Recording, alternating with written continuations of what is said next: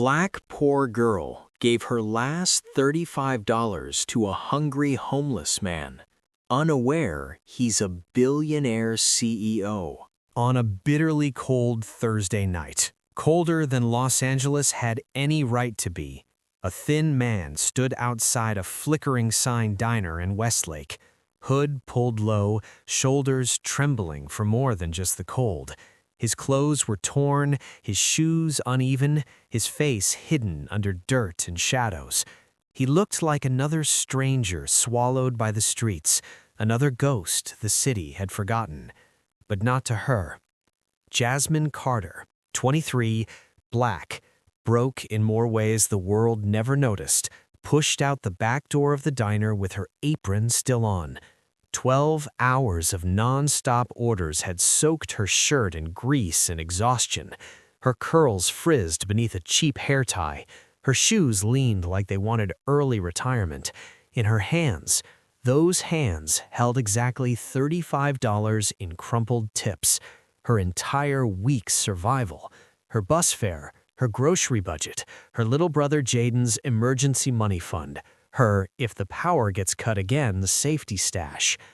Yet when she saw the man on the curb, knees pulled to his chest, lips cracked, eyes hollow like a man who hadn't eaten in a day or two too many, something in her chest twisted painfully. She knew that hunger. She had worn that hunger. She had spent years praying her mother wouldn't notice she skipped dinner again. Before she could talk herself out of it, Jasmine walked toward him. "Hey," she whispered, voice soft as steam. "You eaten today?" The man didn't respond, didn't look up, didn't even flinch. He was too far into the kind of exhaustion that makes the world fade around the edges. Jasmine stared down at the container in her hand, the day's last cornbread, and then at the money in her pocket. Her last $35. She exhaled shakily. "Okay," she murmured to herself. "You can't save the world, but you can at least save one's stomach." She knelt and placed the warm foil container beside him.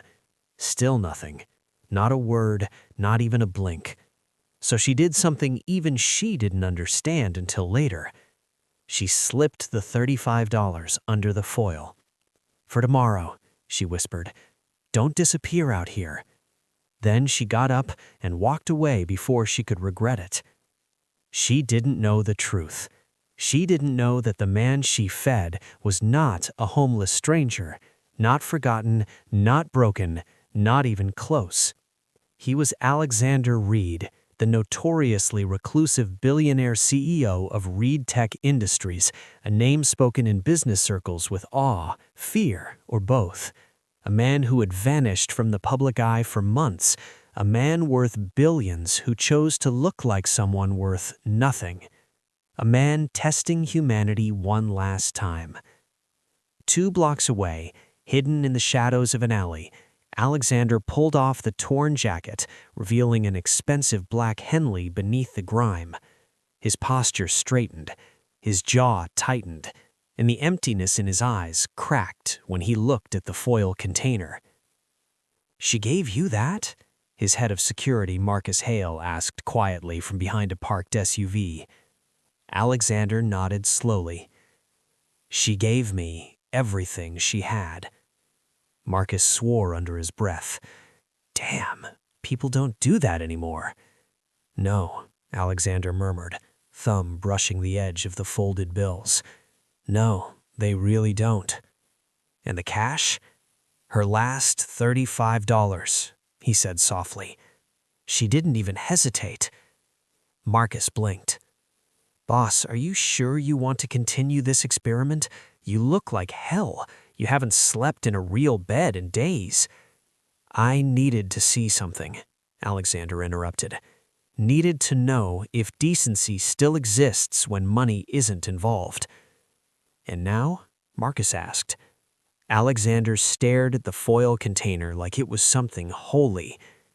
"Now," he said, voice low, "I want her name." Marcus pulled out a tablet. "Already have it. Jasmine Carter, 23, black, Lives in a rundown apartment on 5th and Westmore. Works double shifts 6 days a week. Raises her little brother Jaden alone. Alexander went still. She gave me her last $35 while drowning, he whispered. Marcus hesitated. What do you want us to do, sir? Alexander's jaw clenched. Find her again. He walked the streets disguised as a nobody, but after one girl gave him her last $35, the most powerful CEO in California made a silent promise. He wasn't letting her disappear from his life ever again. On a bitterly cold Thursday night, colder than Los Angeles had any right to be, a thin man stood outside a flickering sign diner in Westlake, hood pulled low, shoulders trembling for more than just the cold.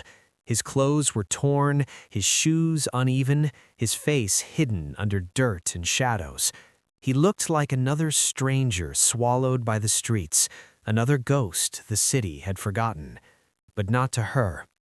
Jasmine Carter, 23, black, broke in more ways the world never noticed, pushed out the back door of the diner with her apron still on. 12 hours of non-stop orders had soaked her shirt in grease and exhaustion. Her curls frizzed beneath a cheap hair tie. Her shoes leaned like they wanted early retirement.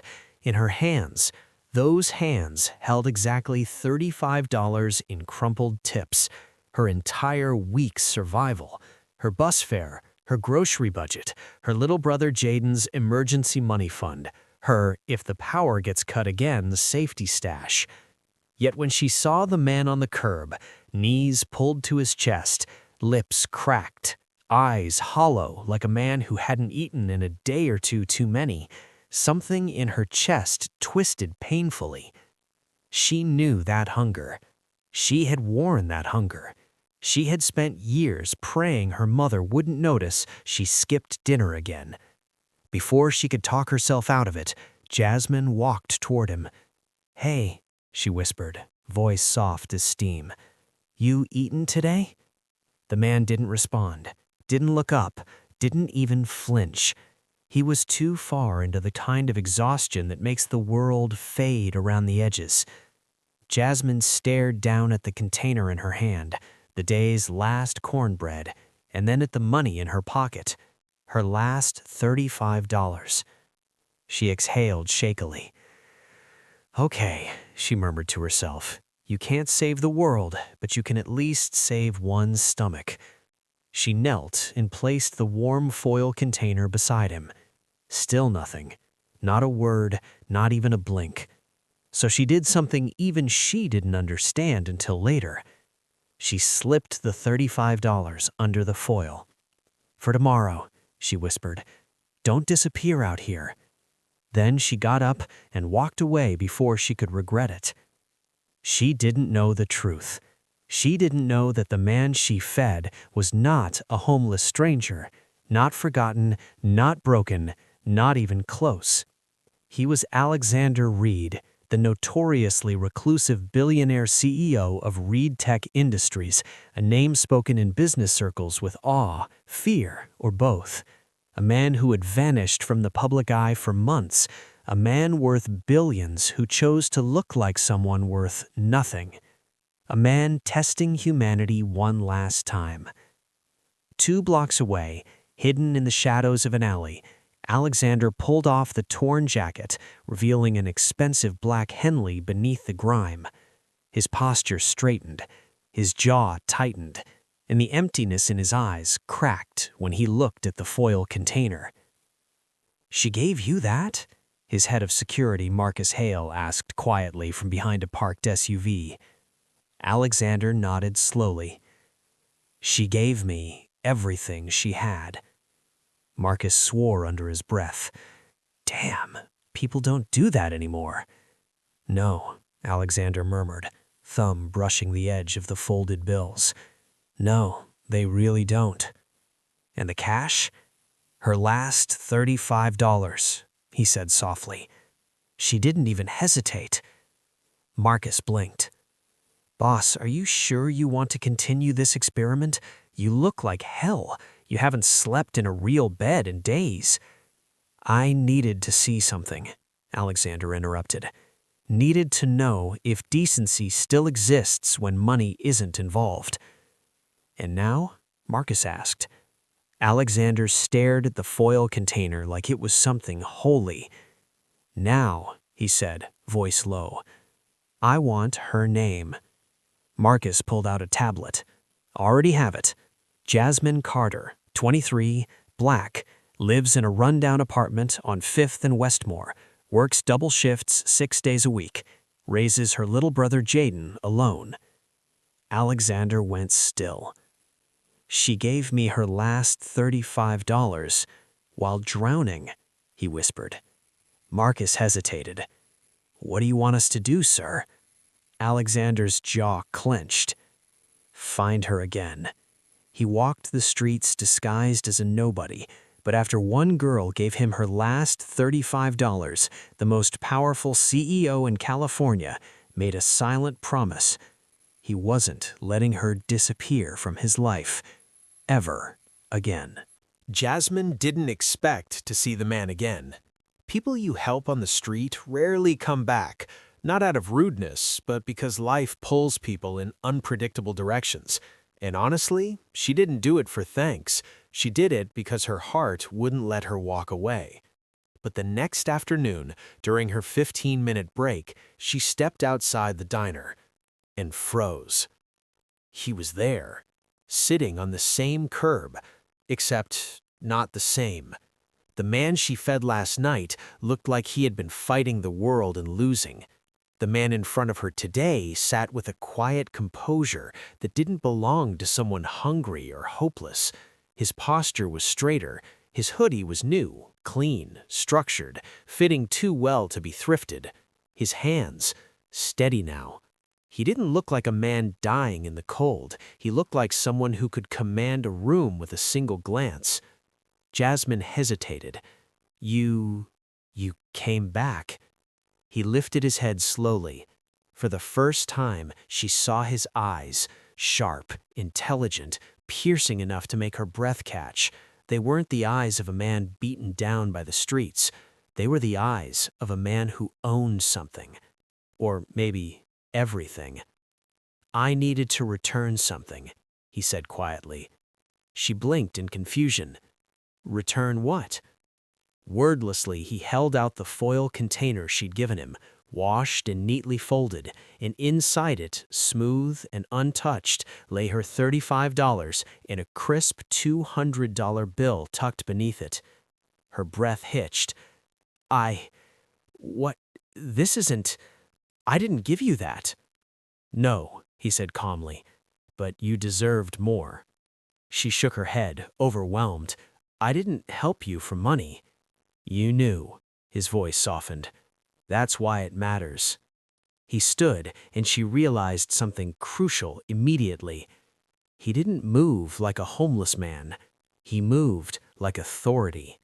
Quiet, cold, powerful authority.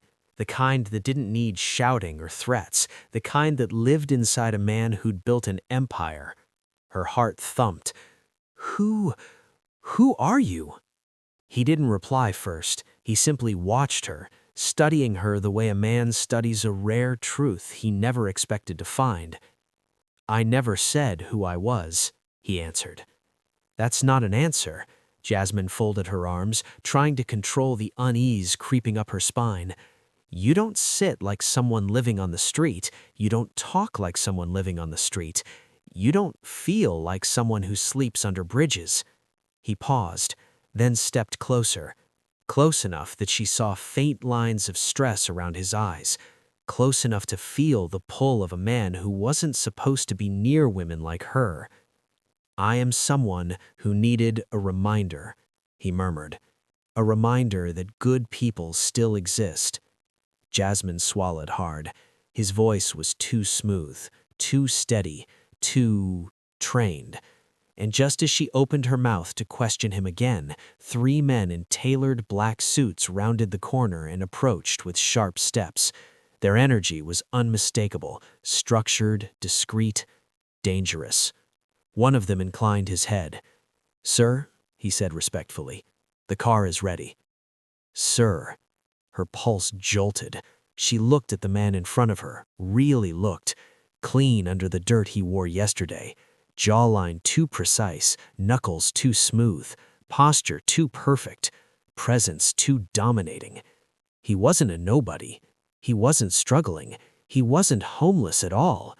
He was someone powerful, someone wealthy, someone used to people bowing. The realization struck her so hard it felt like the wind had been punched out of her. He saw the truth dawning in her eyes, and he stepped closer, gentle but firm. "I won't hurt you." She didn't step back. "Then tell me who you really are." A long, steady silence followed, and then he finally said the truth he gave no one, not media, not shareholders, not the world. "My name is Alexander Reed." Her breath stopped. She knew that name. Everyone knew that name. The tech giant, the billionaire recluse, the business legend who vanished months ago, the man whose companies shaped half the city, the man rumored to be cold, ruthless, untouchable. You're him?" she whispered. He nodded once. "You fed me," he said softly. Without knowing, without asking, without hesitation. He stepped just close enough that she felt the warmth of him, felt the gravity of someone who could buy the block her apartment sat on with a phone call. "You gave me kindness," he said softly. "Let me return an inch of it." Her pulse roared in her ears, her fingers trembled, and then, against every instinct screaming at her, she took his hand. A spark shot up her arm. Shock flickered across his eyes, real, visible, unhidden, and for a moment, the world stood still. She thought she'd helped a starving stranger, but the moment she stepped into his Maybach, she crossed the line into a billionaire's world, a world she was never meant to enter. The interior of the Maybach felt unreal, too clean, too soft, too expensive. Jasmine sat stiffly on the edge of the seat, still wearing her faded diner uniform and off-brand sneakers, feeling like she was contaminating the leather with poverty itself. Across from her, Alexander Reed sat with the quiet confidence of a man born in power. He didn't sprawl or dominate the space. He simply existed, like gravity, like everything around him naturally bent towards his presence. The door closed with a gentle thud, sealing them inside a world far removed from hers. The engine hummed to life. Jasmine rubbed her palms against her apron, trying to calm her racing heart. "You don't look homeless," she blurted. He let out a small, almost amused exhale. "That's because I never was." "You were pretending." "Yes." "Why?" she asked, incredulous. "Why would someone like you do that?" He tilted his head slightly, studying her. "Do you trust the people around you?" She frowned. "I mean, some. Most people around me," he said quietly, "don't love me. They love what they gain from me." A heaviness settled over his voice, like he was cracking open something deeply guarded. Money makes people predictable, but when you strip it away, his eyes lingered on her gently, sometimes you find something real. She swallowed, looking out the tinted window so he wouldn't see how his words hit her. He continued, "I needed to see the city with no protection, no luxury, no power, just me." His eyes softened. "And you were the first person in months who looked at me like a human being." A warmth unfurled in her chest, terrifying and soft at the same time. "Well," she muttered softly, "you were shaking, starving, and freezing. I'm not heartless." "No, you're the opposite." The compliment landed with surprising force. They fell quiet. The city passed by, shops shifting from wealthy to worn down, sidewalks cracking wider with each block. She watched him watch her world through the window. He frowned at every broken streetlight, every boarded window, every shadowed alley. "You walk this route every night?" he asked. Usually, she said. Depends if the bus is late. His jaw clenched. It's unsafe.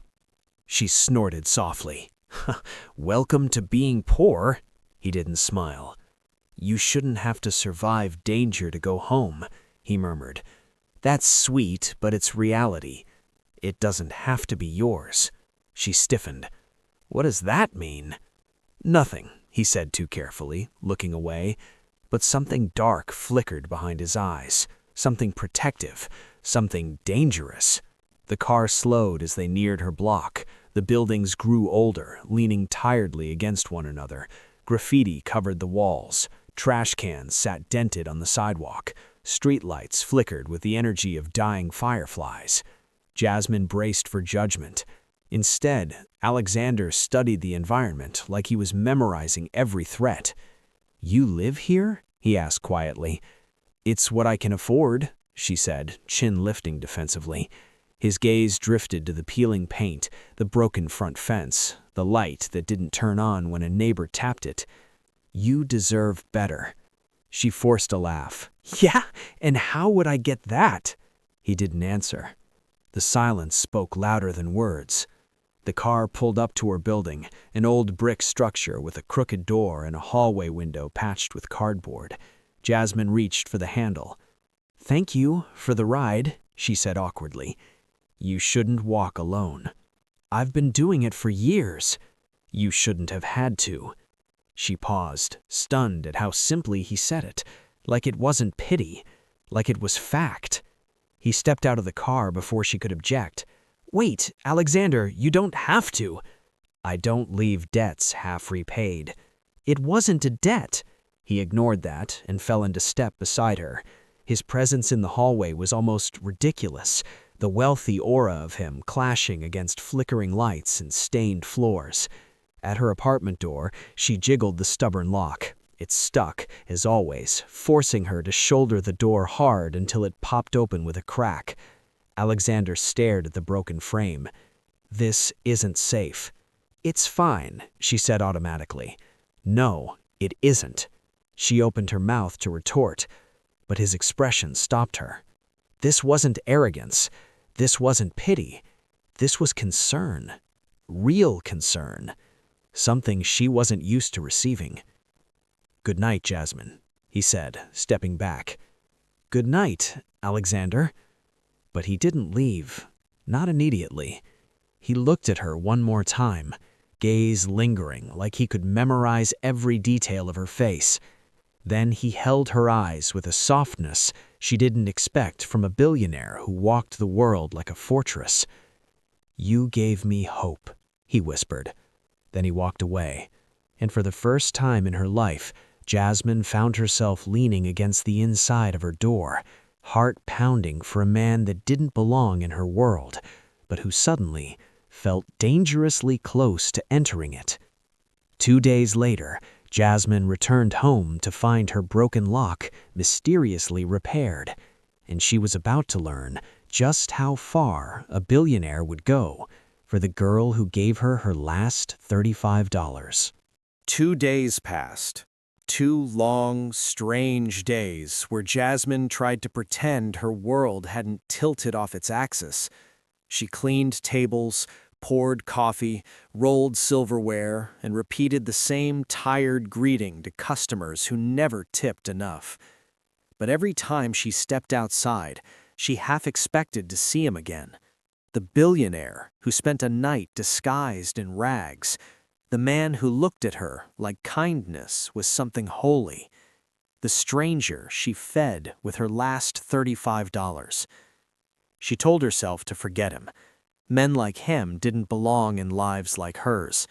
But the universe didn't care what she told herself. Not even close. Jasmine reached her door that evening, juggling her purse and a leftover sandwich from her shift. She slid her key into the lock and froze. The key slid in smoothly, effortless, silent, perfect. She blinked.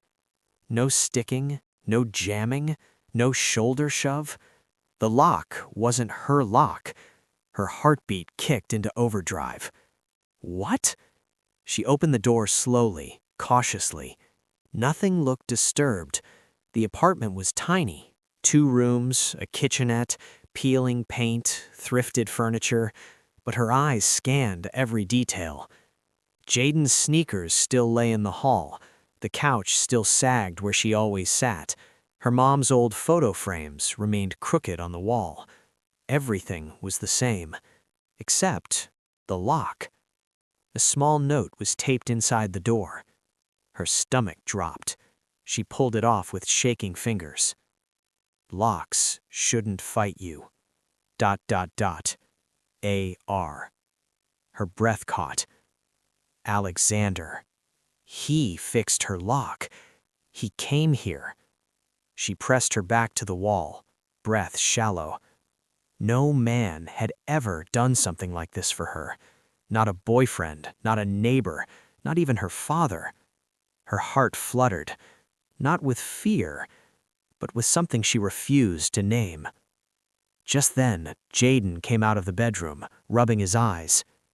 "Yo, Jess, someone changed the lock earlier." She whipped toward him. "Did you see someone?" "Yeah, kinda." He scratched his head. Tall dude, expensive vibe. Looked like he stepped out of a magazine, but dressed like he didn't want people to notice. Her knees weakened. "And why didn't you call me?" "I tried." Jaden held up his cracked phone. "Battery died halfway through the ring." She groaned, turning away. "So he talked to you?" "Not much," Jaden shrugged. "Just said, you shouldn't let your sister come home to a broken lock." Her breath stilled. "And then he left." Jaden squinted at her. "Do you know him?" "Kind of. Not really. Too much." "Well, I think he's dangerous, but like not dangerous to us." She sank on the couch, overwhelmed. Jaden shrugged, grabbed his backpack, and disappeared into the bedroom. Silence filled the small space. She traced her fingers over the note. Why did he do this? Why did he care? Why did she feel like she was falling into something her heart wasn't equipped to handle? The next afternoon, during her break, she saw him again. He wasn't trying to hide. He stood across the street, leaning against a lamppost, hands in his pockets, coat crisp and dark, hair brushed back, looking like he stepped out of a Billionaire magazine shoot, but somehow still too dangerous, too intense to belong in glossy pages. As if people could sense the power humming from him, pedestrians instinctively crossed the street to avoid getting too close. But Jasmine?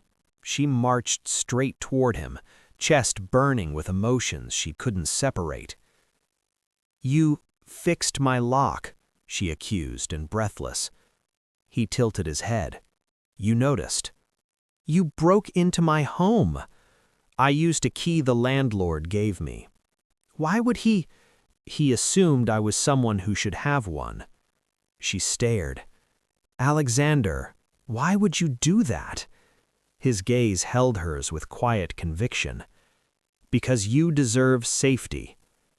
"That's not your job." "It is if no one else is doing it." She couldn't breathe for a moment. "You can't just hover around me," she whispered. "You can't fix things in my life like you're some billionaire guardian angel." His jaw tightened. "Would you prefer I walk away?" Her breath hitched. She should have said yes. She didn't. "No," she whispered. I don't know how to exist in a world where someone like you notices someone like me." He stepped closer, so close she could feel the warmth of him in the winter air. "You gave me your last $35, he murmured.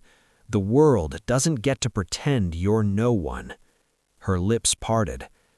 "Alexander, this is crazy." "Yes," he agreed quietly, "but I'm still here." Her heart slammed against her ribs. "Why?" she whispered. His eyes moved to her lips, then back to her eyes. "Because I don't walk away from the people who remind me I still have a soul." Heat rushed through her chest. She opened her mouth, searching for words, but her phone vibrated sharply in her apron. She glanced down. Jaden. She answered. "Hello?" His voice was shaky. "Jazz? You busy?" "I'm on break. Why?"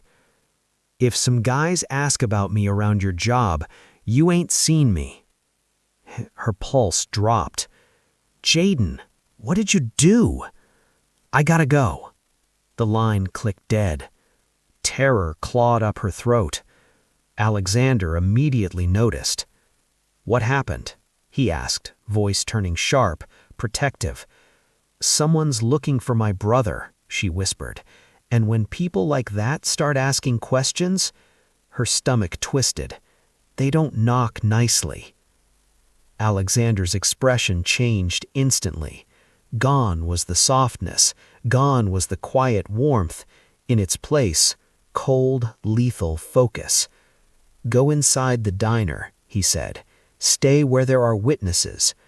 "Alexander!" "Inside, Jasmine." His tone made her breath catch. She backed toward the diner entrance, hand trembling on the door. "What are you going to do?" He didn't look at her. "Collect a debt," he murmured, "and remind this city who it belongs to." Her pulse thundered as she stepped inside. Behind her, a black sedan slowed at the curb. 3 men stepped out. As the door shut between her and Alexander, her world changed again. He warned her to stay inside, but Jasmine was about to witness the moment a billionaire stopped hiding his power and started using it for her. The diner door thudded shut behind Jasmine, muffling the world outside, but not enough to calm the dizziness spinning in her chest. Her breath fogged the glass as she pressed her back against it, watching through the window as 3 unfamiliar men stepped out of a black sedan. They scanned the street with sharp eyes, hunting for Jaden, her little brother who always said he'd figure it out, her little brother whose mistakes always found their way to her doorstep. One of the men pointed at the diner entrance. "Oh yeah," he said loudly enough for people on the sidewalk to hear. "They said the kid's sister works here." Jasmine's heart fell into her stomach. Inside, forks froze above plates. Customers glanced nervously at the windows. The cook behind the grill swore under his breath. And then, Alexander stepped out from behind the alley like he'd been carved out of shadow and steel. No Maybach, no polished boardroom, no power suit. Just a man whose presence alone could silence a street. The 3 men stiffened the moment they saw him. The bravest one swallowed hard. "Yo, is that—" "Shut up," the second hissed. "Don't say his name." Jasmine felt her pulse spike. What kind of fear followed Alexander Reed? What kind of man carried that type of silence like a blade? He approached them with slow, deliberate steps, every movement measured, dangerous, quietly explosive. "What business do you have with Jaden Carter?" he asked, voice low and controlled. The tallest of the men straightened, forcing bravado onto his face. "We're just needing to talk to the kid. He owes money." Alexander's posture didn't change. His eyes, however, they sharpened to something deadly. "And who told you," Alexander said softly, "that you're allowed to touch him?" The bravest guy scoffed. "We're talking to the kid, not you." Alexander's expression didn't move. Not a muscle moved. "Everything involving that family involves me." The 3 men exchanged tense, confused looks. Inside, Jasmine's legs buckled. She caught herself on the counter, eyes glued to the scene unfolding outside. The shortest guy tried again. "Look, man, we aren't trying to start—" He didn't finish. 2 sleek black SUVs rolled up silently from both ends of the street. Men stepped out, all in suits, all with earpieces, all focused on Alexander like he was their commanding force. Jasmine's breath caught. He hadn't come alone. He had come armed with an entire private security team. Even the customers inside the diner ducked their heads lower. The three men outside realized too late that they were outnumbered, outpowered, outclassed. Still, the tallest one tried, "We're just here for the kid, bro." Alexander moved. One hand shot forward, fast, precise, terrifying. He grabbed the man by the shirt and slammed him onto the hood of the sedan so hard Jasmine heard the impact through the glass. Gasps echoed inside the diner. The remaining two men froze. Alexander leaned down, his voice quiet, but carrying a violence that made Jasmine's skin prickle. "No one touches the people I protect." The street went dead silent. The man beneath Alexander's hand trembled. "Say you understand," Alexander said calmly. I understand." Alexander let him go, with the same gentleness someone might use setting down a glass. "Good," he murmured. "Now leave." The three men scrambled into the sedan, nearly tripping over each other in their desperation. The car screeched away, tires burning rubber. Alexander didn't chase. He didn't yell.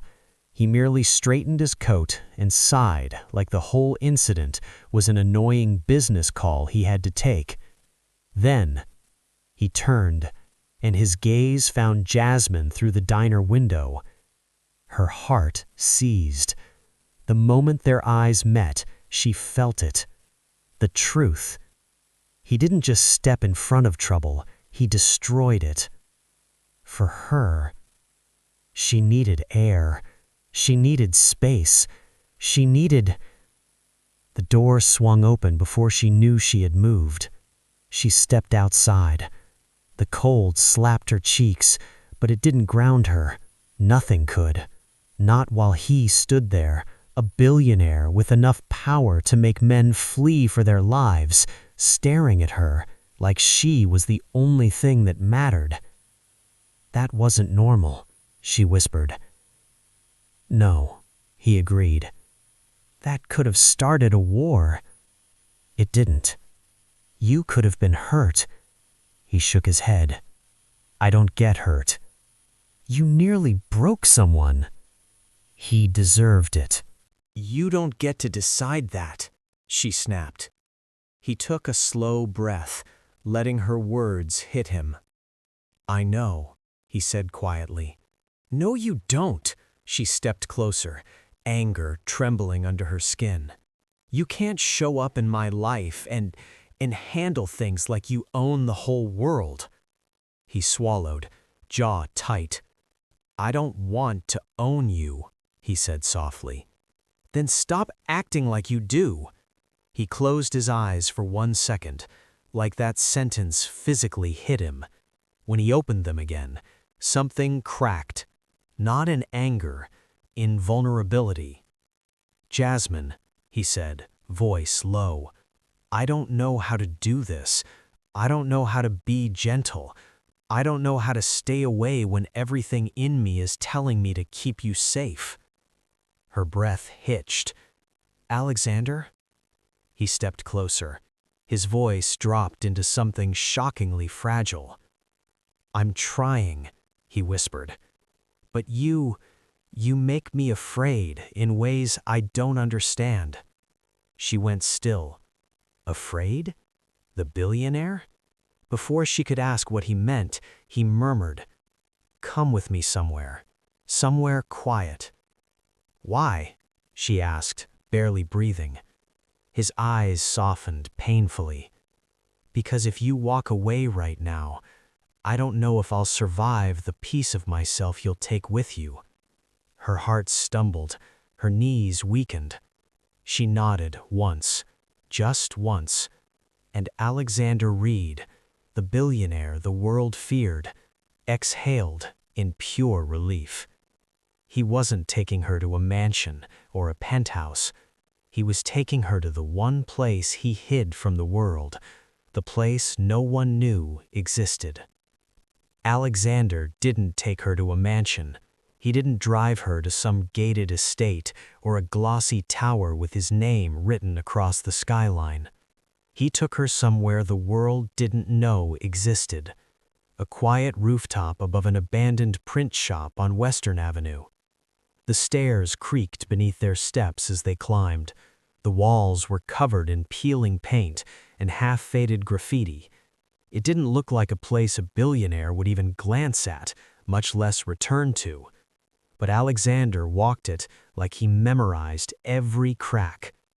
At the top, he pushed open a metal door. Cold air rushed in, sharp and clean. Jasmine hugged her arms against the cold. "You come here often?" He walked toward the edge, stopping where the rooftop wall met his shoulder height. "For 10 years." She blinked. 10? He nodded without looking at her. "This was the first place I went when my father died." Her breath stilled. She stepped closer, but not too close, waiting. "My father was a monster," Alexander said simply, voice low and steady. "The kind who believed fear was the only language worth speaking." Jasmine remained silent, letting him continue. "When he ran Reed Tech, he treated everyone like pawns on a chessboard, even me, especially me." He exhaled, a long breath like he'd been holding it for years. "When he died, the world expected me to take the throne, run the empire, fix his messes, continue his legacy." "And did you want that?"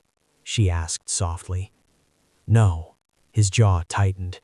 "But I didn't want to abandon the people under him to someone even worse." She understood, too well. Responsibility wasn't always chosen. Sometimes it was inherited like a wound. He rested his palms on the edge of the wall, then turned, eyes locked on hers.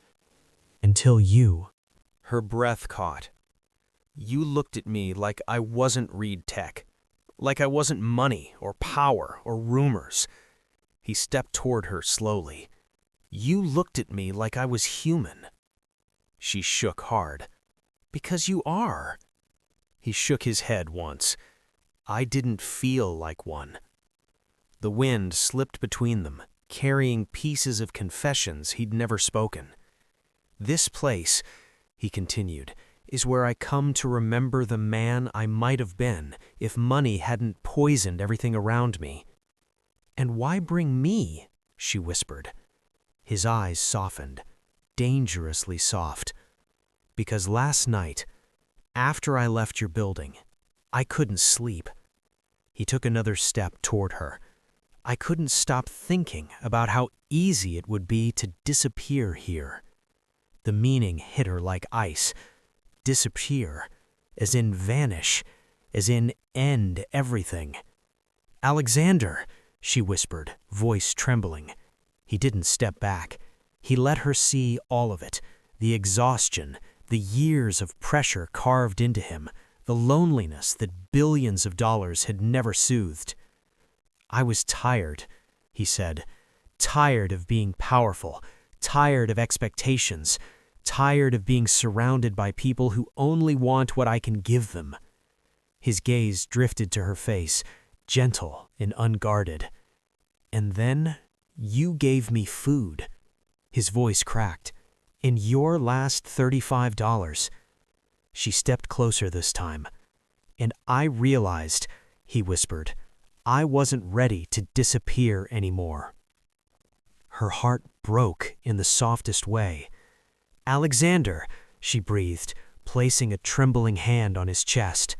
He covered her hand with his, grip warm and careful. "I don't know how to leave the world I built. I don't know how to stop being him." He gestured vaguely, as if indicating the version of himself the world feared. "Then learn," she said softly. He blinked, stunned by the simplicity of it. Learn slowly. Learn clumsily. Learn with mistakes. But stop assuming you have to do it alone.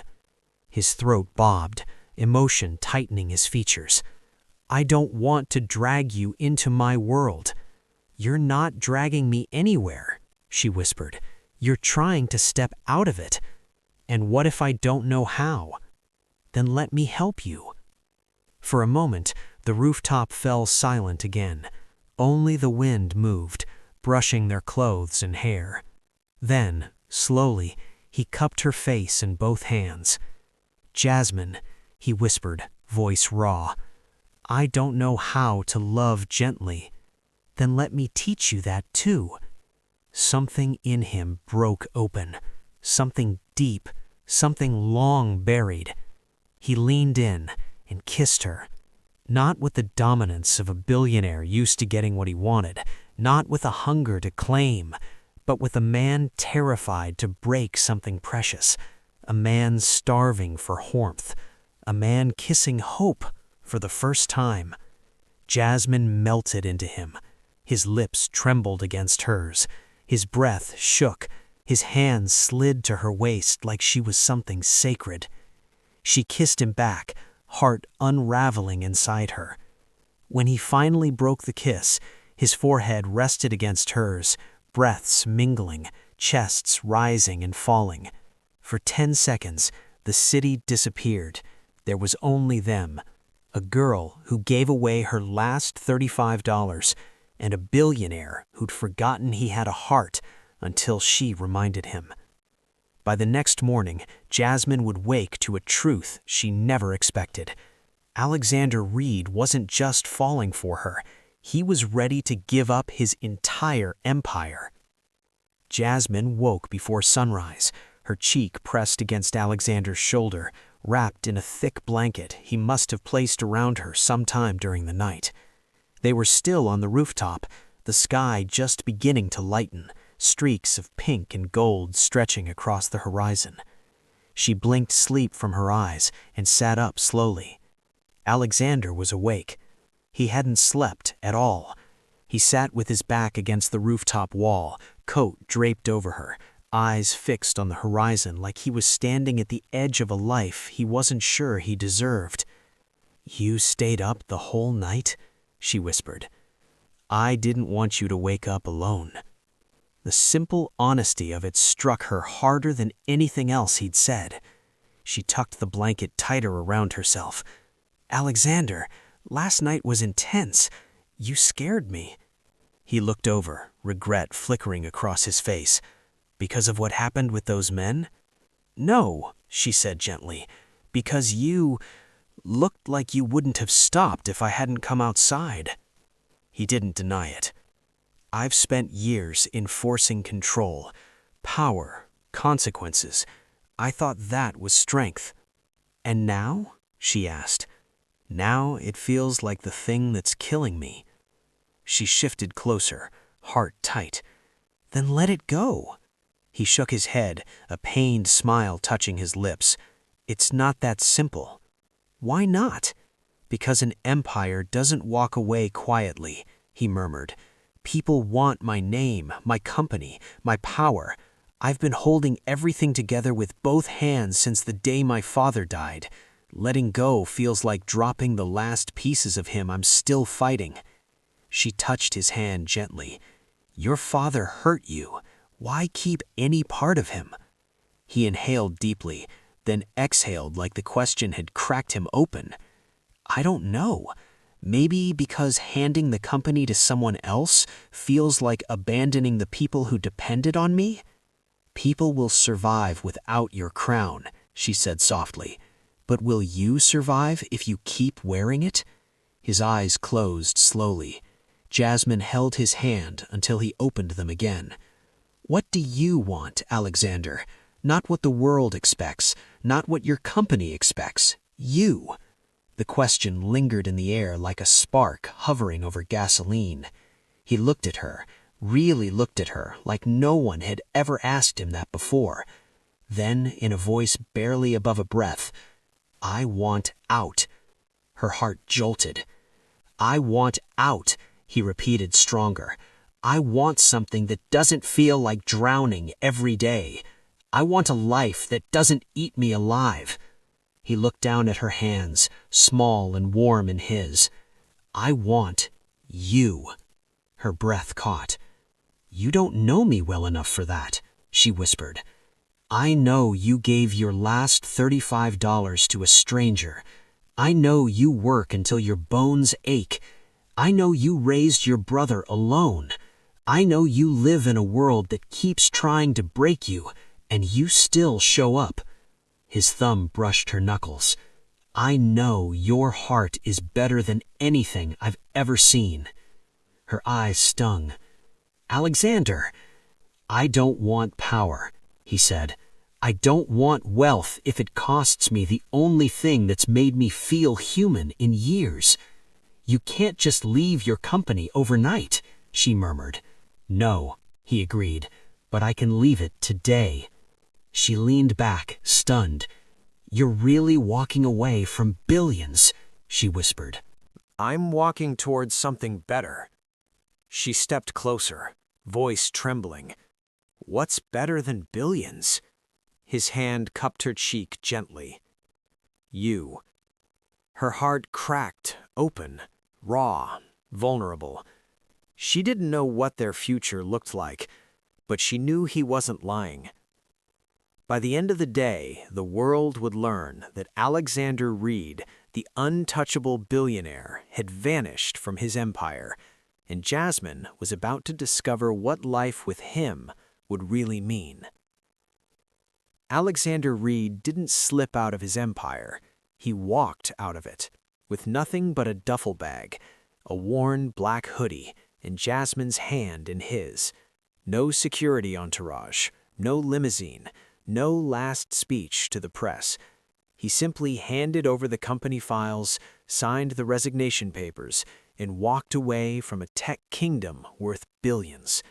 The world would be shocked in a matter of hours. Headlines would ignite. Board members would choke on their morning espresso. Shareholders would panic. But none of that mattered. Not to him. And Jasmine? She could only stare as Alexander left behind the life everyone thought he'd die protecting. Is that everything? She whispered, eyeing the single bag in his hand. He glanced at it, then at her. Everything worth keeping. You really just gave up Reed Tech? Reed Tech was a cage. This, he squeezed her hand gently, this feels like freedom. Her chest tightened unbearably. You don't even know what kind of life I have, she said quietly. Then show me, murmured he. Their new life didn't begin in luxury. It began above a laundromat. A small apartment with mismatched furniture, a sink that groaned when you turned it on, and a window that rattled when buses drove by. But Alexander walked inside like he was stepping into a palace. Jasmine kept apologizing for the peeling paint and the creaking floorboards. He kept looking at the tiny living room like it was a cathedral. This place is... He paused. Tiny? She offered. Real, he corrected. Her throat tightened. The adjustment was messy, chaotic, unexpectedly sweet. Alexander, who once chaired boardrooms, applied for a job at an auto shop because he liked using his hands. The owner hired him in 10 minutes. Quiet guy, works hard, doesn't complain. Perfect. She tried not to laugh at the irony. She took a better job at a local soul food cafe. Better hours, better pay, better customers. Her boss loved her immediately. You give people the kind of service money can't buy, he told her. She blushed for the rest of the shift. Nights were loud with laughter and cheap movie marathons. Mornings were soft, with coffee and sunlight on their small table. And little by little, Alexander changed. He learned how to shop at thrift stores, how to fix a leaky faucet, how to cook eggs without nearly burning down the kitchen, how to breathe without the weight of an empire suffocating him. He smiled more. He slept deeper. He laughed, actually laughed at her jokes. In Jasmine, she changed too.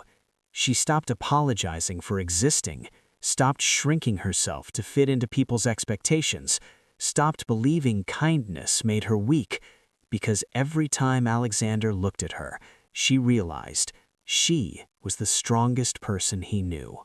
A year later, life was not perfect, but it was theirs. Small, warm, honest. On a quiet Saturday afternoon, jazz music drifted through the apartment. Jasmine wore her favorite apron, stirring a bowl of cornbread batter while humming softly. Alexander walked in from the hallway, grease still smudged on his cheek from the auto shop. He paused in the doorway, watching her with a softness that made her heart flutter.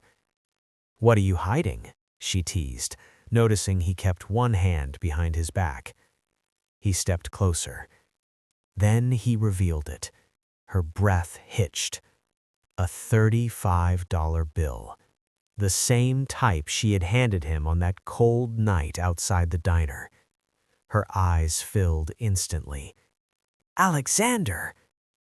"That night changed my entire life," he said quietly.